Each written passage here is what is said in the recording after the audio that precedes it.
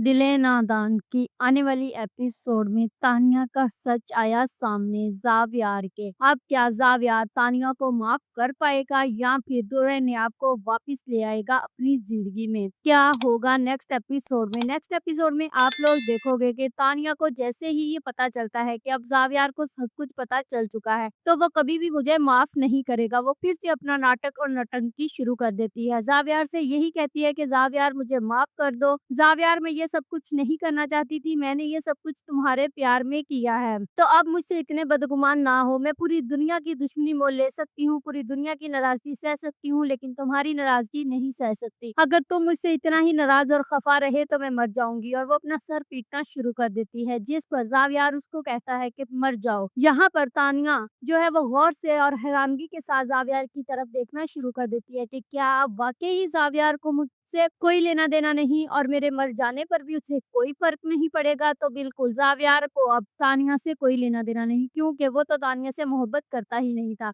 बल्कि उसने तो मोहब्बत दुल्हनियाब से की थी। तो दूसरी ही तरफ जो दुल्हनियाब की दादी है, वो दुल्हनियाब को ये कह रही होगी कि दुल्हनियाब अखराजात बहुत ज़्यादा हैं और मुझे समझ नहीं आ रही, तुम अब ये सब कुछ कैसे करोगी? तो वहाँ पर दुल्हनियाब मुस्कुरा कर दादी से कहेगी, दादी कोई बात नहीं, अल्लाह मालिक है, मैं ये सब कुछ हैंडल कर लूँगी। जिसने पैदा किया है उसने वसाइल भी तो दिए हैं ना, तो इंशाल्लाह कुछ ना कुछ हो जाएगा। तो दूसरी ही तरफ जो ज़ावियार की माँ है, उसे ये सब सच पता चलने के बाद काफ़ी ज़्यादा सैड हो गई है और अब वो रो रही होगी, जिस पर उसकी बेटी को भी अफ़सोस होगा और वो भी रो रही होगी। तो वो ये कह रही होगी कि एक बेटा तो मुझसे बहुत दूर चला गया है, यहाँ तक कि बस मुझे खबर ही नहीं कि वो कहाँ भटक रहा होगा और ये सब कुछ इस तानिया की वजह से हुआ है। इसने मेरे घर को नज़र लगाई और तबाह बर्बाद कर दिया। मेरी ही बेवकूफ़ी थी जो मैंने तानिया को अपनी बहू बना लिया। काश मैंने इसे बहू ना बनाया होता और दुल्हनियाब को वो जगह दी होती जिसकी वो हकदार थी, तो आज मेरे घर में ये सब कुछ ना होता। और एक बेटा मेरे पास है, लेकिन मेरे पास होकर भी ना होने के बराबर है। ऐसा लगता है जैसे मुझसे बहुत दूर चला गया है, क्योंकि